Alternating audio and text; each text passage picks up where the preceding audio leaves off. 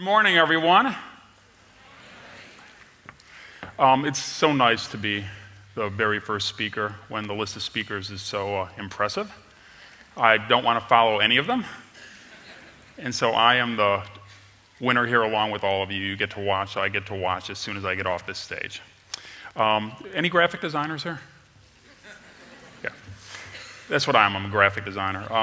I thought long and hard about what to present to you guys, having been here before, having seen the level of enthusiasm and engagement that the audience brings to this conference, just sort of showing the usual survey of greatest hits, then I did this, then I did that, seemed kind of unfair and a little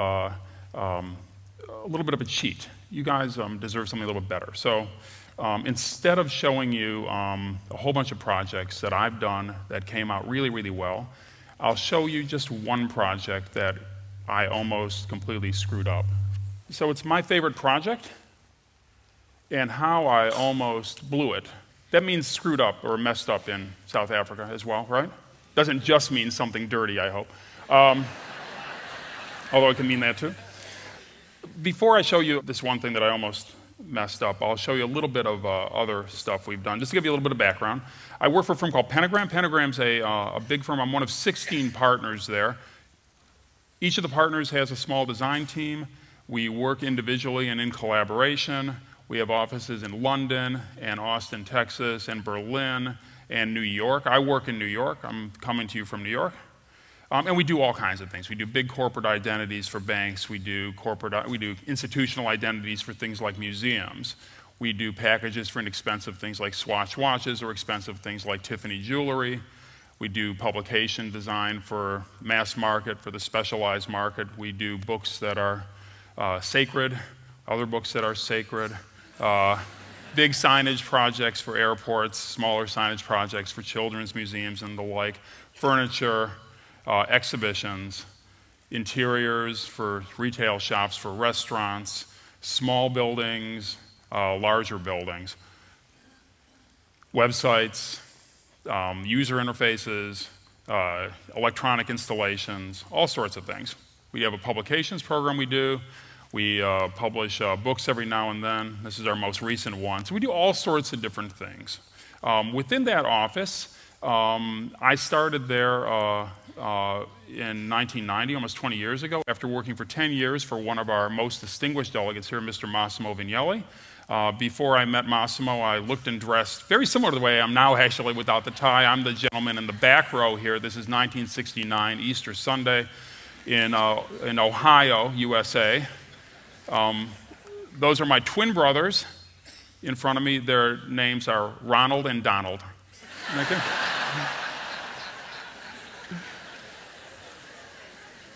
My mom has seen a presentation where this picture was shown, and she says, "Why does everyone laugh when they hear your brother's names?" She just thinks. So I always wanted to be a graphic designer. This is the first piece of graphic design I ever did. This is 1972. I was in high school. So I've always loved doing things like posters. This is one I did much, much later for the Architectural League of New York, for the Brooklyn Academy of Music. So I do all sorts of work, book covers, signage programs, big signs on buildings in Manhattan, identities for cultural institutions like the Museum of Arts and Design, identities for sports teams like our American footballers, the New York Jets, retail packaging for a store there we call Saks Fifth Avenue, big corporate identities for things like airlines, right? These are all things that I normally could portray as big successes. Each has a long story behind it that I'm not going to go into today. I'm just going to tell you one story. The client is a group called the ROBINHOOD Foundation. They're based in New York, and they do exactly what the name implies. They take money from rich people, and they give it to poor people. They do it legally. They don't do it with bows and arrows. They find rich bankers and hedge fund guys, all these guys that wrecked the world economy in recent years. They all feel guilty. They all seem to still have money, oddly enough. And they get them together, and they all of them didn't wreck the world economy. Many of them are productive members of the world economy. But whether they've, no matter how they've raised the money, they get them together a few times a year, have some fundraisers, and make them pitch in lots of money to help this cause, help the number of causes that the Robin Hood Foundation supports. The foundation has its operating expenses covered completely by these donations. Nothing is deferred to them, and the money goes 100% to the different initiatives that they establish. It's really a great group. This auction that they have once a year is a staggering thing to attend. They pull together all these financial types, and then they auction off these outrageous kind of lots. It's not paintings or fine art. They'll say the first thing to be bid on is a night with Jay-Z and who's his girlfriend? Yeah. And you'll go to dinner with them, and then have a private concert, and then go on a helicopter ride, and then watch the sunrise over, LaGuardia Airport. I don't know, something like that. What am I bid? And then someone will say $10,000, $20,000, $30,000, $40,000, $50,000. It goes up to sometimes, well into the six figures. And the last bid they do at one of these auctions every time is simply to bid on the right to say that you bid the most on anything at this auction. So you don't get anything except the right to brag to all your friends that I bid the most. And I think it's fantastic. And they raise lots and lots of money. It's very, very impressive, and actually kind of exciting to attend, provided you sit on your hands and don't accidentally bid for anything, which I don't. I was asked to contribute in another way. Having gotten to know the group, having been impressed with the work they were doing, someone from there asked me whether or not I'd be interested in contributing something by way of some design work. And they described a project to me that they called the Library Initiative. And they said it's simple. We're going to ask all these architects all over New York each to redesign a library in a New York City public elementary school. So, their theory is that, like everywhere, public education is always a priority. Like many places in New York City, public education is in a perpetual state of underfunded crisis. It's obviously important, where you go to school, how you spend your formative years, shapes how you are as a citizen, kind of contributes to your future success. So having a great experience in school is critical. Fixing all the schools is an important, worthy thing to do, but it's a very hard, expensive thing to do. And Robin Hood's theory was that if you could go in and just fix one thing in the school, every one of these schools has a library or should have a library, and wouldn't it be great if the one room where all of the students were known to go could just be made into a great place? So I thought that sounded like a fantastic idea, and they told me the names of the architects that would be contributing to it. Very impressive list. Todd Williams and Billy Chen. These are some of their projects that they had done. Todd Williams, Billy Chen, Richard Gluckman, Henry Meyerberg, Marion Weiss and Michael Manfredi, David Rockwell. So really good architects were working on these projects, right? And my job, lots of architects, so we're like 10 to 15 different architects, each doing a different library. My job was to be the coordinating graphic designer for the entire project, right? So I thought not only is this a chance to do something nice, but it's also a chance to do something easy. These guys had the hard part, building these libraries. That was complicated. I was just doing the graphic design. This is a way for me to share in the glory without really working too hard. Perfect, And so I thought, this is great. It's a good cause.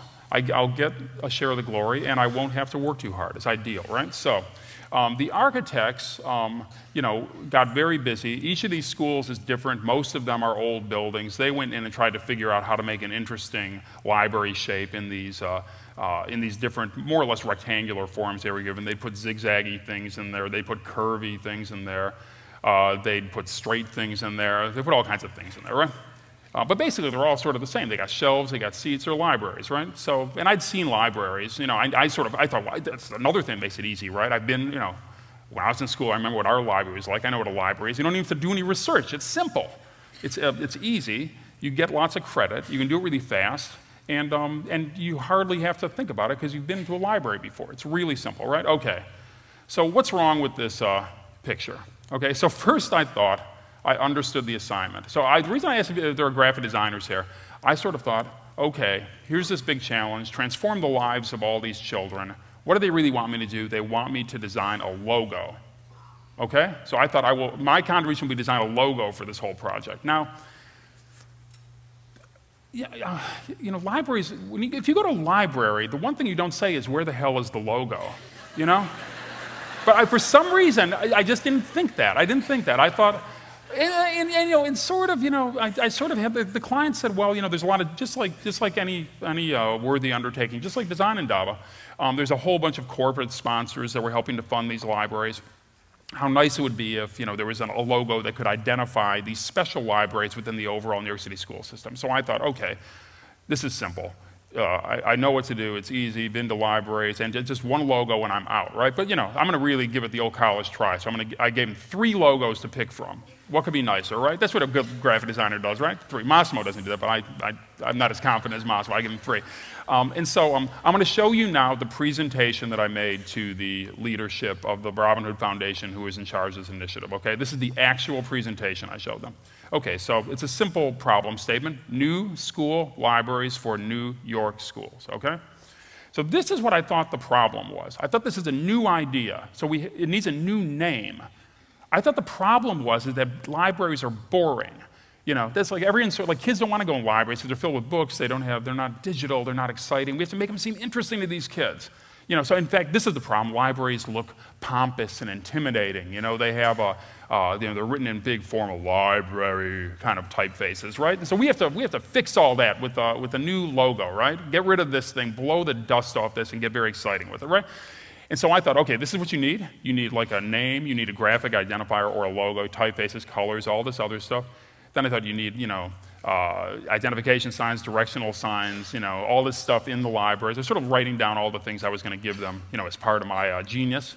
And then I thought you could even have these things, Bookplates, Bookmarks, Bookbags. I was kind of doing this whole branding program around these libraries as if they were like Starbucks. Again, you don't, it's fun for me. And then what you do as a graphic designer, right? And so I'm just busy. I'm thinking, wow, I'm really getting into this. So I have all this stuff I'm going to do. I'm just kind of full speed ahead, right? So here are the 3 options I showed. And this is an important slide, actually, that I just kind of threw in. The audience for this thing. So you have the kids who go to the libraries. You have the teachers and librarians and the school principals. You have the parents and the people that take care of the kids. You have the corporate donors and the people that are funding it. Then you have the people in the community, right? So I didn't really think much, and certainly not really meet or talk to many of these people. I thought, I'm doing this for free. I don't have time to go talking to people. I'm just going to turn on, the faucet of my genius and let it spew forth, get some buckets and collect what issues forth and just quench everyone's thirst for genius, right? That was my idea. Okay, so here's the big thing. I said, look, you can't make this seem like it's like fun or cool or good for you. Kids hate that sort of thing, right? So we're going to do this kind of cool, subtle sort of thing, right? So option number 1, this is not your grandparents' library. This is some crazy new library. So you know how libraries, the librarian always says like, shh, like that? So we're going to say, not in this library. This is going to be a library where no one tells you to be quiet. You can have fun, right? And so then we'll have that little icon, and we'll say it's like the new library or the reading room, but like that shh thing becomes like an identifier, right? That's idea number 1. Then I thought, okay, it's for kids, right? So we renamed the thing OWL, okay? So OWL stands, it's hard to figure out what OWL stood for, like One World Library maybe, or Open, Wonder, Learn, or, fill in the blanks. It could stand for anything, but I like that OWL, I thought after a while no one will know what it stands for. They'll say, I'm going to go to the OWL. Isn't that great? And then, 20, 30 years from now, kids I wouldn't know would say, oh, I'm going to the OWL. And I say, hey, back in 2003, I named that the OWL. Is your idea, Mr. G's? But it's still. And I think it looks kind of nice. That's like the owl's eye, right? I thought this was really pretty good. And then finally, I thought, let's kind of really blow everyone's mind. And this was before that initiative of read. I thought, you have read, it's like the past tense, past participle of read, and so you just call it like read. This is before the charity read, so I was there first with this idea as a big, big, big idea. And it's like, so you don't say I'm going to the library, I'm going to say the red zone, or like, are you read? So, or stuff like that, or get read, be well read. And so I thought this was really great, but also it's based on misspelling the word read, So I don't know, I sort of was thinking, spelling, along with all this other stuff, is something we have to abandon because it's boring, correct spelling, right? So I did this presentation. I was really psyched, and I was doing it for free. And then, I noticed that like people just were not responding that well to it. And when I did it, now I look back and it all seems ridiculous to me. But at the time I was presenting, I really believed in it. And also people were polite, right? They didn't sort of like just start going like that while I was doing it. They were smiling and stuff. And then afterwards I got a call. Which one? I thought they were going to call and say, with one question: how can I thank you for what you did? And amongst such a wealth of choices, how in the world can we select a winner? Please guide us in that. Instead, they said, this isn't quite right. And I said, what's wrong with it? And like a lot of clients, they had trouble articulating what was wrong with it. And finally, they said, it's all based in the idea that these kids are bored with libraries. And the truth is, these schools don't even have proper libraries. They're not bored. Yeah, you might be bored with libraries because you grew up in a nice middle-class milieu and you had a nice library in your school. Some of these kids have never seen a school library. So this is an average, not below average, but an average school library in this setting we had. Completely derelict, completely disorganized, uncared for, right? And so kind of like, the problem with this isn't that it's called a library. The problem with this is that it's a goddamn, pathetic mess, dirty, unkempt, unloved. And this was an opportunity to kind of completely transform these things. So the transformation would be genuine. And it didn't need some name to kind of transform it. And so I was deflated, right? I thought, so you don't need a new name or a new logo? I was sure a new idea needed a new name, but it doesn't need a new name. So I said, okay, why don't we just say it's a library with something extra? I came back and I gave them one idea, and I think it's a pretty cheap idea. I've seen it around a lot. Is you take the library, you take the I in the library, and you transfer that exclamation point, you put it in the middle, and it's just like a library with a little surprise inside, right? It's just like that, right? And they said, fine, that's great, that looks good. And so it says library, and yet it looks like it looks like there's something a little bit different about it, which is exactly what we wanted. So that was easy. Didn't take a big presentation. I have to admit, I didn't think it was the most brilliant thing in the world, but I thought, okay, well, if this works, let's just go for it, right? But then I thought the trick is going to be all these architects, right? I don't know if you've ever worked with architects, but they tend to be strong-minded and have their own ideas. And what I have to do is make sure that they always use the right typeface and they do it exactly the way I want them to do it. So my second mistake is I sort of overestimated the need for control. And that logo ended up being one of my favorite ones I've ever done because you don't have to, it still works if you do it wrong. You can type it in an email, and as long as you press the shift key and get an exclamation point for the I, it still is like the identity. So it's supposed to look like that. The thing is formally called the Library Initiative, but you could do it in the wrong typeface, and it still sort of works. The identity carries. So you can even write it by hand, and it goes through.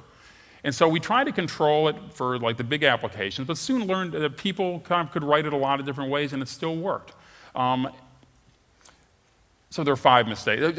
Just time's wasting. I didn't want you to think there were 100 mistakes. We're going to go through one. There are only 5.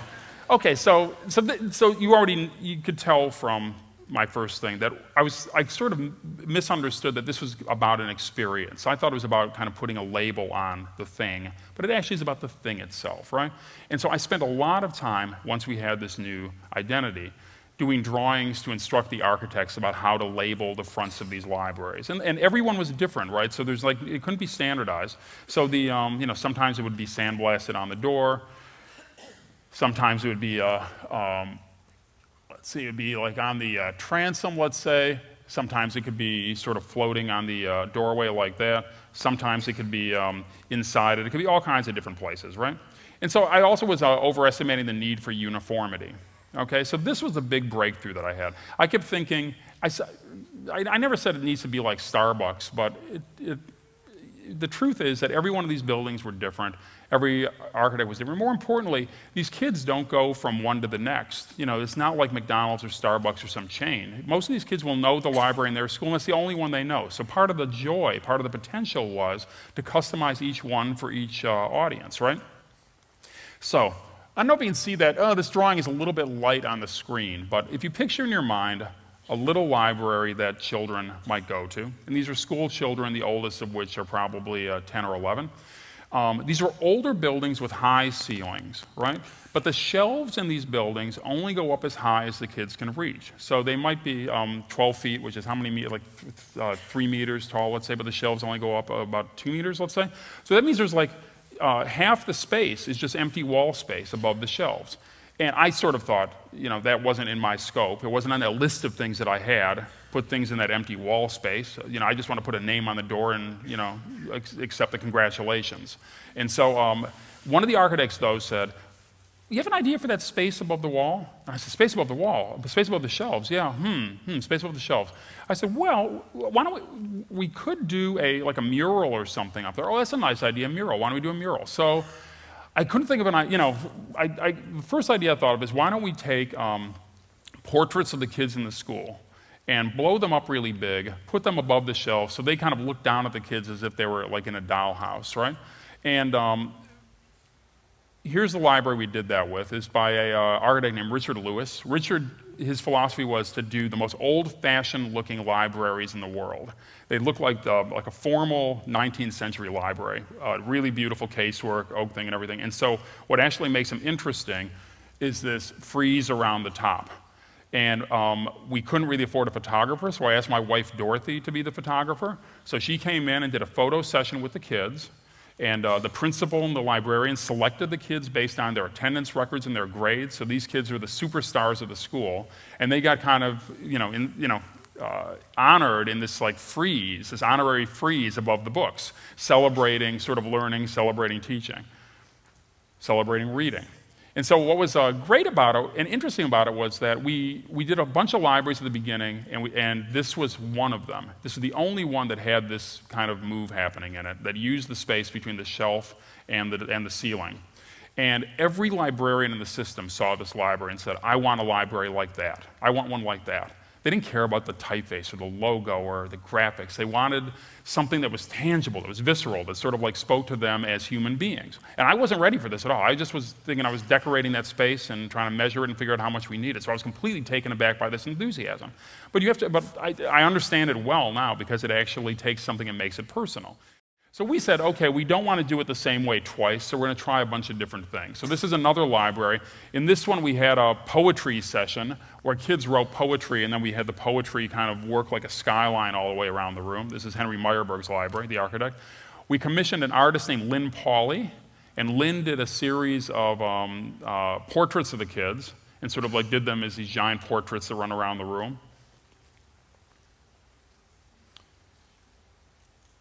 We had Dorothy come back and do another one. This is a school for kids who were disabled in different ways, wheelchair-bound kids, and she photographed them in kind of like moving positions, and we put them all against a blue sky to get a sense of freedom and movement. That you see there? Lynn did another one with scratchboard portraits of the kids. Put color underneath and black on top and scratch that off to kind of get images below.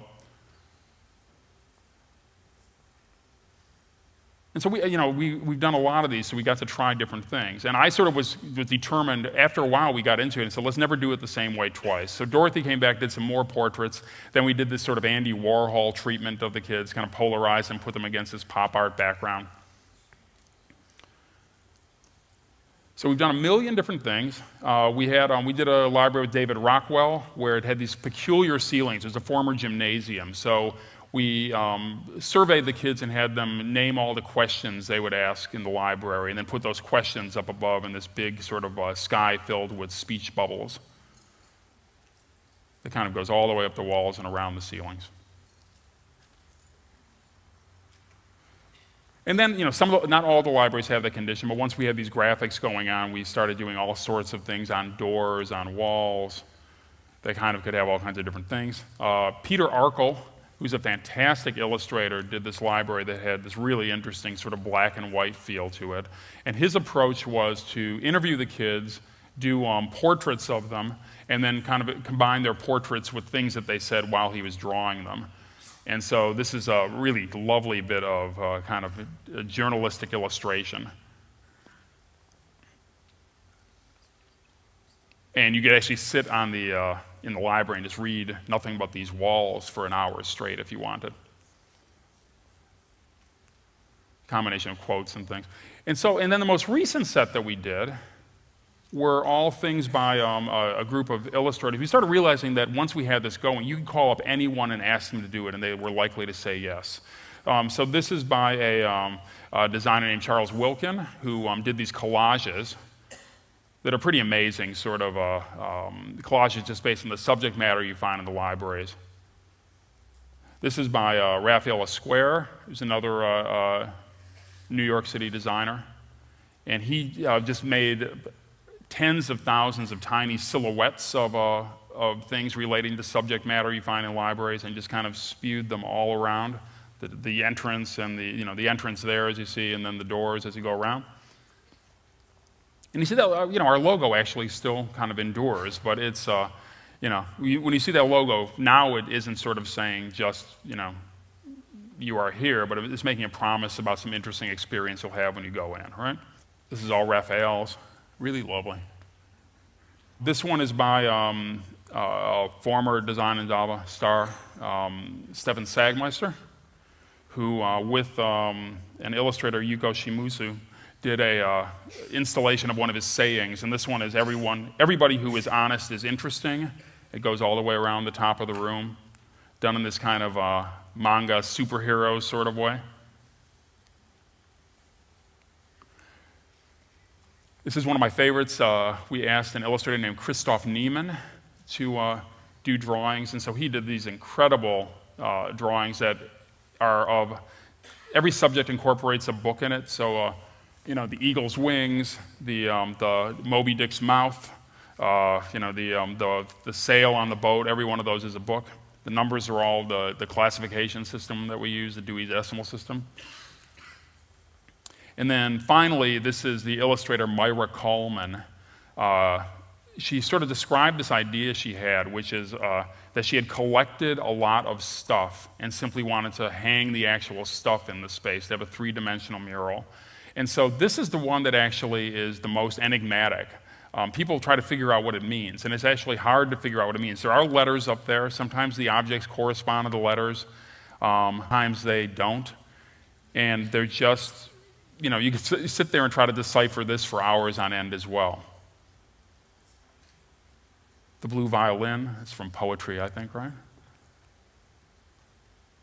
Okay, so that actually got to be really fun and got to be really interesting. I realized that this wasn't my show. This was something that we could invite a lot of people to participate in. And as we've been doing these libraries, what's interesting is that we get to involve the principals, the librarians, the students, and that was sort of my last mistake. I didn't realize how complex the audience was until sort of the end of the process the first time through.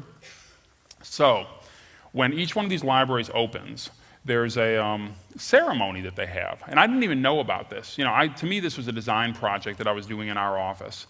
And, after we had finished some of them, I started getting these things in the mail. And these things were not, approved in terms of the graphic program. They'd be, kind of these mimeographed elementary school invitations on colored paper that would say, you are invited to the grand opening of our library at PS 86 in Brooklyn, New York, made possible by the Library Initiative, ceremony at 9 a.m., please come, right? So I started going to these things. And I can't tell you the effect that it had on me. So it turns out to be a huge thing for one of these libraries to open. They have usually some sort of a ceremony in the school auditorium or gymnasium. Then they'll have a kind of procession into the library with student ambassadors wearing sashes, inviting all the visitors in. There'll be readings where the kids do, they read special poems that they wrote to commemorate the event. Their corporate sponsors are there, the people from the Board of Education are there, the teachers, the principals, all these people are there for the opening of it. Kids will get awards from the superintendent of schools, and then there's some punch and some cookies, and everyone has a really good time. And and you get to sort of see the kids are below and the kids are above in this particular one. It's one of Dorothy's ones. It's really nice. And and when I've gone to them, people say, why are you here? And I'll say, oh, I'm the graphic designer. And they say, well, what did you do? And I said, well, did you see that logo, when you came in? And they usually go, where it says just the word library, right? And I said, yeah, but, well, and then I said, well, then those murals. And they said, oh, you took those photographs? Or you did those drawings? I say, no, not exactly. So what did you do? And I said, well, I said, I'm just happy to be here. Congratulations, it's a beautiful library. And so this is really the amazing thing we learned. So I went from thinking it was for me, so I could feel good about being a worthy graphic designer. Then I thought it was for the kids. But what's really interesting is the kids come and go. After we went to some of these parties, there were tons of people in my office that worked on these things, and we've done so many of them at this point. We've had like generations of interns. All these people have devoted hours to doing these different libraries. So every once in a while, we rent a van, and we drive all over New York, and we visit as many as we can in one day. And we have to go from Staten Island to the Bronx to Queens to Brooklyn, all over the place visiting these little libraries. And, we'll drop in, sometimes it's the first time any of us have seen them finished in real life, and see them with kids in them. And what you realize is that the key to the whole thing isn't the designers, it's not the architects, it's not even the kids, it's the librarians. Those are the ones who are sort of like the shop owners. Those are the stewards of the place. It's their tender, loving care and their spirit that actually make these things work. And I realized at the very end of the process that the best thing that we could do as designers is actually just give these librarians as performers a fantastic stage upon which to perform. And we were at the very end of one of these tours. We had kind of like reached the end of the school day. We were in the last school we were going to visit.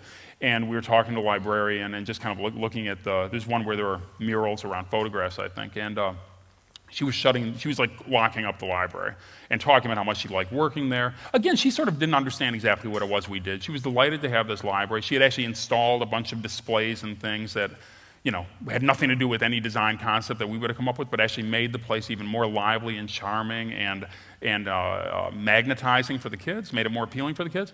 And then as she was shutting the lights off, she says, always turn off the lights in this order. And she shuts them all off. And the lights above the shelves where the murals are usually on their own bank of lights. And she says, I always turn that one off last because that's the last light I turn off every night. It's the one that reminds me why I come to work every day. So she turned that off, say goodbye to the kids, and then go out, come back the next day to work. And so I have to admit, I even get choked up when I'm saying it now. I think it's so beautiful. It's one of the nicest things that we ever did accidentally as designers, that empty space between the shelf and the ceiling, to give something that could be sort of an anthem, a mission for this librarian and for her fellow librarians to actually bring them to work every day, to remind them why they're doing that. I'd like to think we had it all planned from the very beginning, but it was a complete accident, and if I would have gotten approval for my first presentation, these people would just have a stupid logo. That's all they would have had. Instead, I got rejected, sent home, told to start over, and I stuck with it, and thank God they were patient with me and let me figure out a way to do this right. Okay, so here are some results for you. We've done nearly 60 libraries so far, and we think that about more than 40,000 kids have passed through them. They're doing tests to see whether their reading scores are up, and they seem to all be improving. The attendance is great, and these libraries are just the humming hubs of the schools with tons of kids going there, open to the community after hours frequently, so they're really great. And so here are some lessons that I learned that you could learn too if you're not just graphic designers, but any sort of designer, or anyone can use these lessons as far as I'm concerned. First, don't be so goddamn clever. I like to think I'm really clever, and being clever has always been my first impulse, and usually it's a mistake. Just be thoughtful, be smart. Don't be kind of clever. Don't try to outsmart everyone. Just don't worry about showing off how much you got up there. Just do something responsible. Secondly, the more power you give away, the more you get. If you try to hog it all for yourself, you're going to lose control of it. If you can invite people in to participate, you can expand your influence, do more, do better, and really kind of have it resonate with ever-widening circles of people. 3, this is always important. the real opportunity, the real chance you have is unlikely to be the thing they're telling you that you're supposed to be doing.